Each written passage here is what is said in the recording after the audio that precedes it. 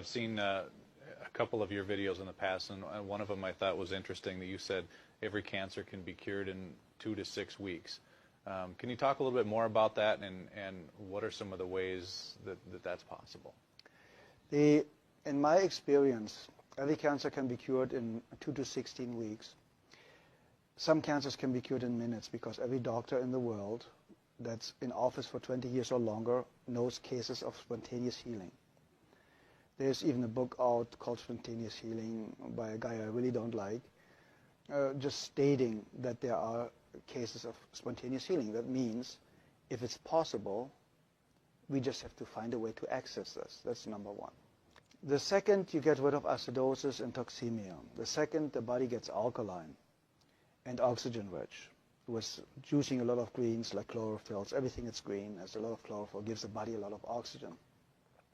Getting your body alkaline with good calcium, with good nutrition, with good trace supplements, trace minerals, will help to alkalize the body.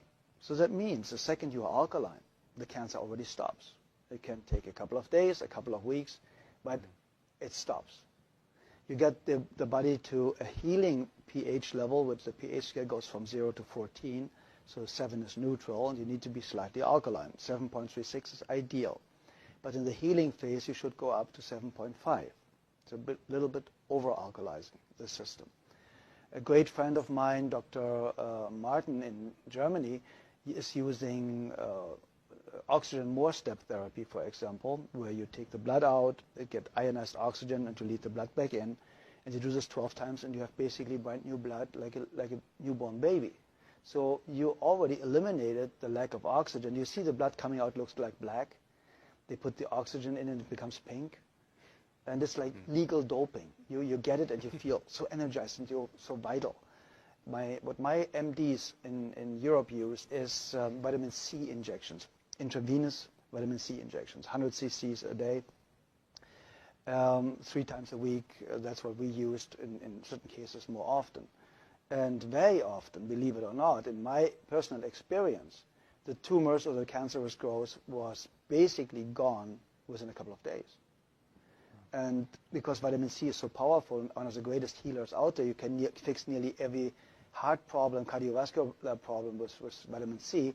They want to take it off the market. So it's going to become a prescription medication, and then it's synthetic and will not work anymore, like vitamin E. Vitamin E basically helps you to cure very easy and fast blood pressure problems in any way, shape, or form. That's why they made a study with artificially created vitamin E, chemical created vitamin E, said, see, it doesn't work. No, of course not. Chemicals don't work. Nature works. If nature creates a problem, nature creates a solution. Very simple and easy. If it didn't exist 100 years ago, you don't need it today. It's very, very simple. When you want to help somebody to educate themselves, to eliminate his or her own cancer really, really fast, I would basically start instantly with a vegan diet or with a raw food diet.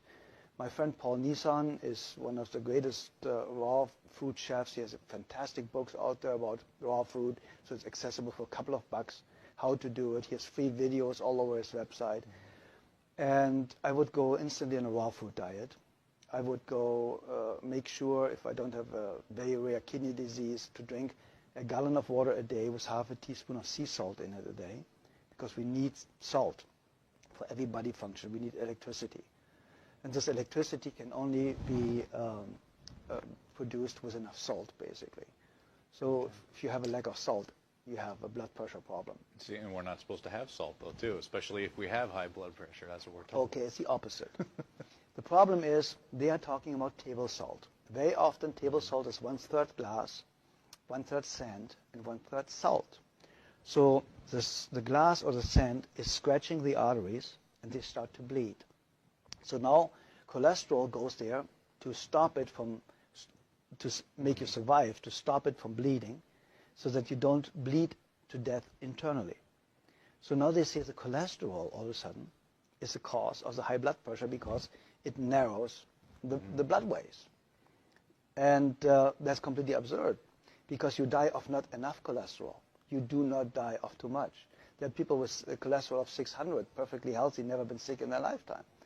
So what do you do with a patient in a burn unit?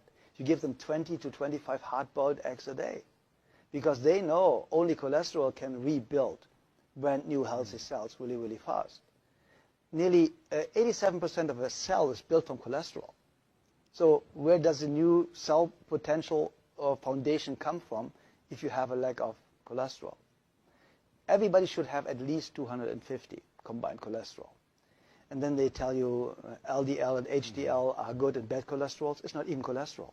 It's a protein that transports cholesterol. So they are too stupid to even narrow it down the right way. So if you look at the facts and if you look what they know and what they don't know, you know that Dr. Gary Null stated it, and a lot of other people, the medical profession, the medical doctor statistically has the shortest lifespan of 56 years of age, the highest abuse rate of alcohol and drugs, the highest suicide rate, only the psychiatrist is higher. And so you go to somebody that has the lowest lifespan, highest suicide rate, highest drug abuse rate, to ask them how to have a healthy, happy, long life.